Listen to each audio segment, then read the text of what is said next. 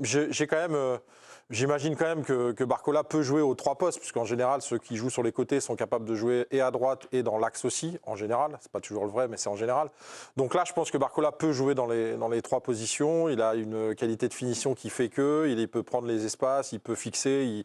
Il a toutes ces qualités qui font que on peut l'imaginer en neuf, évidemment. Maintenant, j'ai pas envie de le voir en neuf, j'ai envie de le voir sur le côté parce qu'il nous régale sur le côté et qu'il fait des différences. Donc non, on va pas le changer, on va pas commencer à changer les joueurs de leur place. Philippe, vous avez parlé effectivement de Luis Enrique qui en avait déjà parlé l'an dernier. Alors, il a joué quelques fois dans cette position de neuf. Ça a été un des morceaux de match. Vous le voyez notamment, il y a une mi-temps lors du match entre la Real Sociedad et le PSG. Il y a eu quelques minutes face à Dortmund. Ça, ce sont 2 matchs de Ligue des Champions. Et puis, il y a eu également un quart d'heure en championnat face à Lyon. Est-ce que pour vous, Bradley Barcola, il peut être un neuf? L'an dernier, on avait Mbappé qui jouait en neuf et on était beaucoup à dire qu'il n'a pas les qualités propres d'un neuf, il n'a pas de jeu de tête, il ne sait pas forcément couper les centres, etc. Est-ce que lui, Bradley Barcola, il pourrait finalement s'épanouir dans ce rôle-là et progresser dans ce rôle-là? C'est un bon joueur, donc il n'y a pas de raison qu'il ne puisse pas progresser dans d'autres domaines. Et il a, comme le disait Eric, des qualités de finition. Moi, si tu me dis, tu as le choix entre Barcola et Dembélé en neuf, je préfère voir Barcola parce que sur la qualité et sur la qualité devant le but et la capacité à convertir les occasions, et il a un ratio qui est bien supérieur. Maintenant, c'est un joueur qui fait des différences énormes à gauche. Il paraît qu'il y a un garçon qui est parti quand vous avez pas mal des différences à gauche ces dernières saisons. C'est ça. Un jeune homme que Damien Degord risque de croiser régulièrement dans les mois qui viennent. Kylian Mbappé, peut-être. Je ne connais pas. Voilà, Je connais pas du tout. Kylian Mbappé. Un ancien joueur du PSG. Voilà, et je trouve que ce Paris Saint-Germain qui se reconstruit globalement et sur lequel il y a pas mal d'interrogations à de nombreux postes, c'est pas le moment d'aller faire des expérimentations là où ça fonctionne. On a bien vu déjà sur le premier match au Havre que les entrées combinées de Dembélé et de Barcola sur les ailes, C'était pas des essais. ont quand même grandement changé la donne. C'est-à-dire Ça, qu'on c'est a sûr. tout de suite. Mais là, c'était pas des essais, c'était juste que voilà, la continuité de la préparation, tu sais que les autres sont pas prêts. Mais je suis d'accord avec toi. C'est-à-dire que Barcola, c'est un joueur qui monte en puissance. Deuxième saison avec le PSG. Dont on peut se demander où est le plafond de verre, parce que Ah bah là, pour l'instant, si- il a s'il a passé pas toutes marqué les des points étapes une encore. à une. On pourra y revenir, mais c'est vrai qu'il aurait peut-être pu, certains estiment que pendant l'Euro, il aurait pu être un peu plus exploité. Ah oui. Il n'était pas forcément dans les meilleures conditions physiques aussi quand il est arrivé, et ça s'expliquait sur le début. Mais on l'a vu au cours des entraînements, il est monté en puissance progressivement, et c'est un joueur qui est vraiment capable de faire d'énormes différences. On s'est plaint l'année passée de voir Mbappé qui perdait un peu d'explosivité, que ce joueur, il est jeune, il est en pleine force de l'âge au niveau de l'explosivité. Il faut l'utiliser pour les qualités qu'il a. Il ne faut pas le mettre dans un rôle où il va peut-être être bon, mais être moins déterminant que là où il est aujourd'hui. Timothée, quand même, Luis Enrique, c'est un homme qui aime faire des essais, des expérimentations. Il a quand même utilisé beaucoup de joueurs, pas forcément à leur poste, des joueurs qu'il a transformés en faux numéro 9 ou en 9. Ça lui plaît quand même à Luis Enrique de réinventer parfois un petit peu le foot.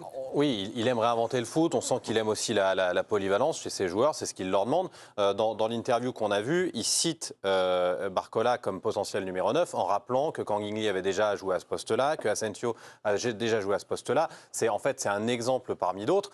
Après, est-ce qu'il doit le faire? Moi, j'ai un petit doute parce que effectivement, on l'a dit, il est brillant sur le côté gauche, il est virevoltant, il est fluide, il met les défenses à mal.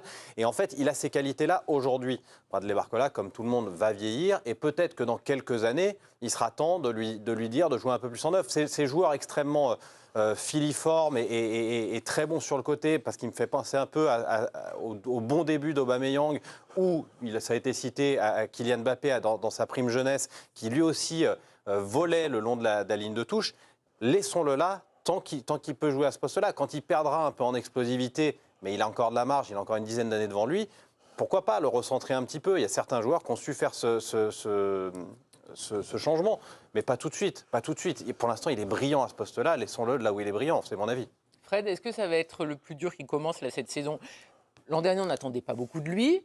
C'était un gros transfert, mais ça devait être qu'un remplaçant et finalement, il a quand même montré des choses. Là, on attend beaucoup plus de lui. Il n'y a plus de stars dans cette équipe. Donc, est-ce qu'il va falloir qu'il confirme que voilà, Bradley Barcola peut être titulaire au PSG? Mais bien sûr, il va être identifié déjà par les adversaires. Ça change.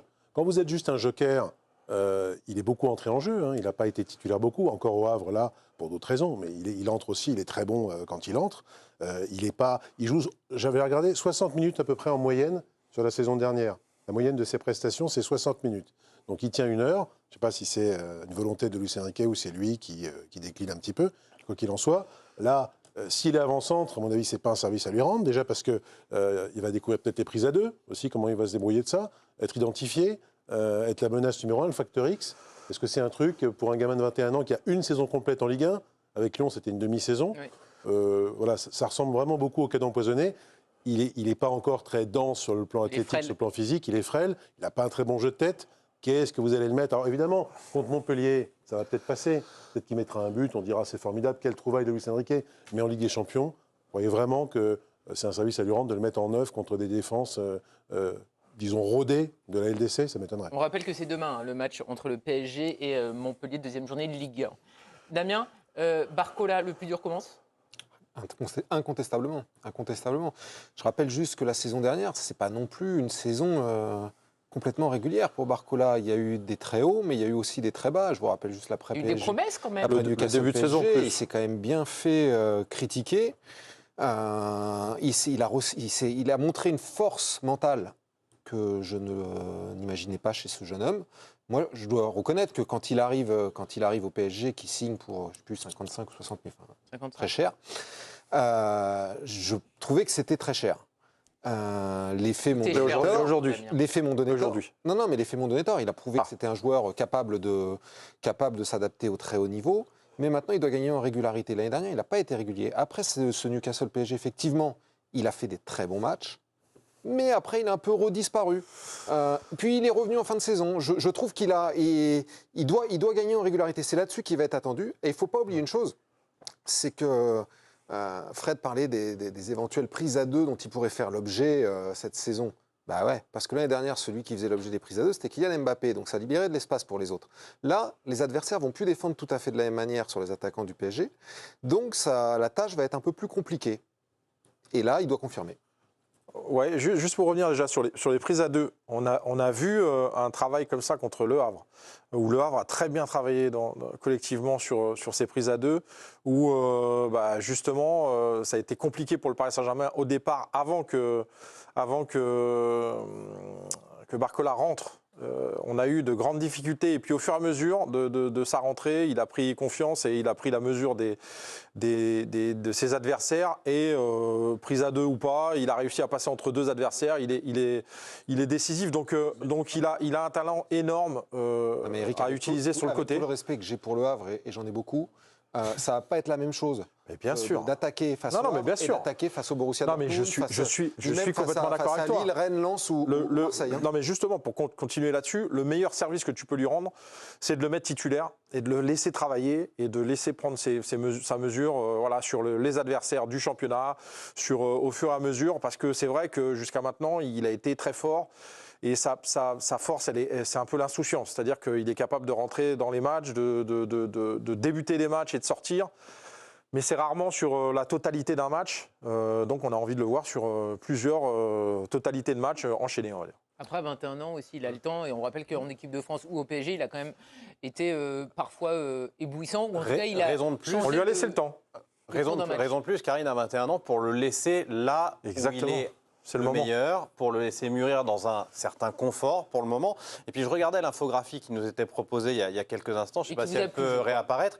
On se retrouvait avec Barcola en pointe et Lee à gauche. C'est-à-dire que on a 2 joueurs qui ne sont pas à leur poste préférentiel. Alors je sais bien que Luis Enrique aime aime jouer un petit peu les apprentis sorciers et chercher des nouveautés.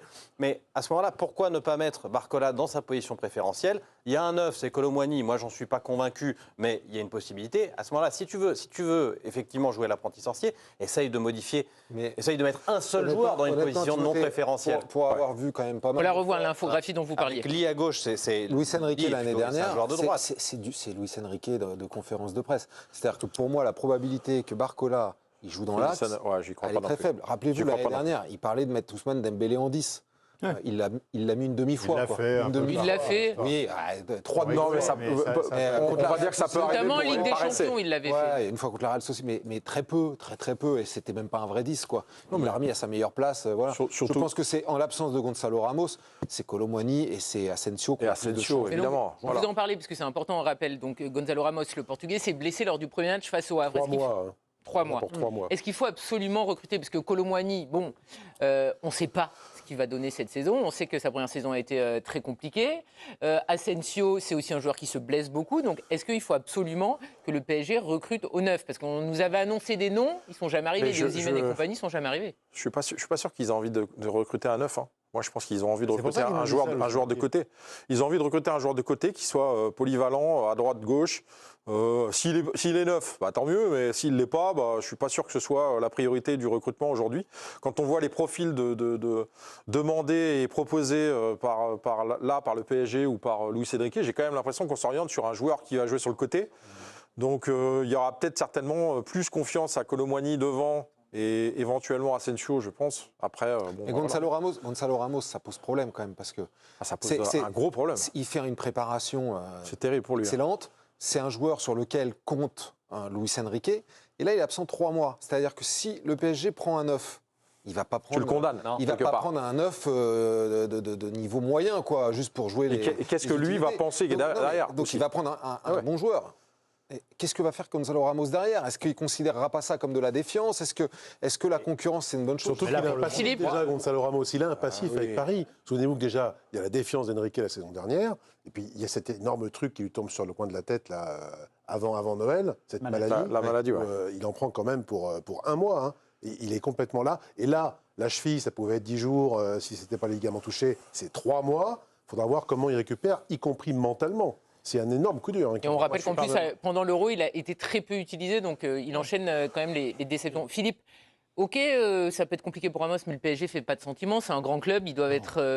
Non, pour le coup, là, la psychologie de Gonzalo Ramos, je veux dire, l'année On a bien vu passée- que l'an dernier, c'était le cadet de leurs Alors, soucis. Voilà, alors qu'il a fait des entrées qui étaient quand même remarquées et remarquables, qu'il a montré un état d'esprit assez irréprochable, il aurait quand même passé par l'idée de le bazarder et de le mettre dans les indésirables. Donc, Sauf que là, je pense que Hein c'est pas l'idée, quoi. Non, il avait, Vraiment pas. ouais, Bah il non, avait- c'est il pas avait l'idée. marqué des points quand même. Et qu'il mise quand même sur un retour en forme de Gonzalo Ramos, qui est.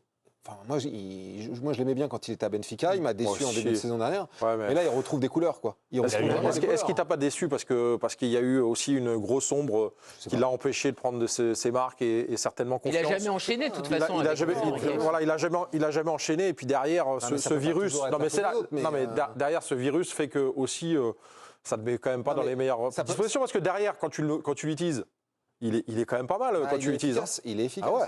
Mais après, tu vois, c'est pas. Enfin, Vitinha, c'était de la faute de Messi et Neymar.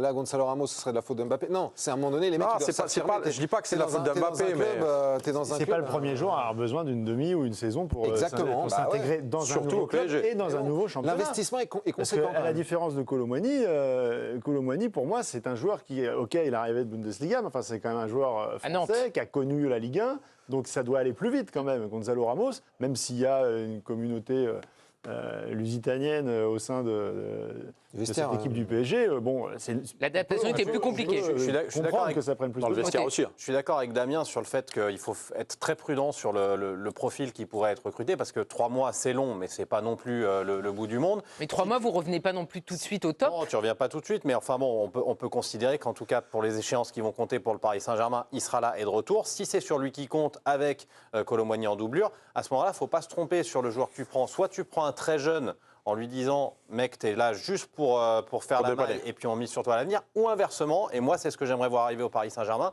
un joueur nettement plus expérimenté, pourquoi pas un joueur presque en fin de carrière, Un on lui joker. dit, un joker, tu es là pour ça, et tu vas aussi apporter un peu à ce Choupo-Moting. groupe très jeune. J'allais le dire, Oui. j'ai Il y a des- pour Choupo qui Non, mais est voilà, libre. non, mais- Alors malheureusement, je vous annonce qu'il va connaît, signer dans un autre club et Timothée nous en parlera tout à l'heure. Je voulais pas, Un doux rêve. je voulais pas, oui, là, ça, c'est justement vrai. Comme Rossellou.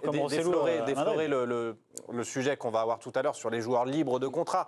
Choupo-Moting, pas forcément, parce qu'il est quand même assez âgé, mais moi, j'irais chercher un profil, pourquoi pas, de ce genre-là, Ou un en prêt. disant, voilà, tu viens, tu fais la maille, et puis tu apportes aussi ton expérience, parce que cette équipe, elle est quand même extrêmement jeune. Vous avez une idée, hormis Choupo-Moting, que vous Non, justement, destinez à un autre club? J'y réfléchissais, mais c'est ce genre de profil. Giroud, Évidemment, quand on pense à des neufs libres, il y en a plusieurs qui passent par la Ben tête. Yedder. Ben Yedder, tu rigoles, mais c'est un vrai profil. Ben Yedder. On va en parler aussi, parce que vous me l'avez profil. envoyé dans d'autres clubs, je vous rappelle. Il y a Le mot de la après, fin, non, mais Eric. juste sur le rappel que Ramos, 3 mois, c'est quasiment toute la partie Ligue des Champions jouée. Donc ça veut dire aussi, Phase de groupe. ça veut dire aussi quelque chose. Non, elle finit en janvier, la Ligue des Champions. Ouais, la ouais. phase de groupe. Bon. Oui, en plus. Il y a Ouais, deux grosse Bon, partie, bah, quoi. T'as pas de On va garantie. dire grosse partie, quoi. Décembre, S'il est janvier, aussi tu peux bien peut-être opéré penser que à Neymar à Condé. l'époque, ça peut durer 5 ans. Soyez pas pessimiste. Non, décembre, janvier, tu peux peut-être compter.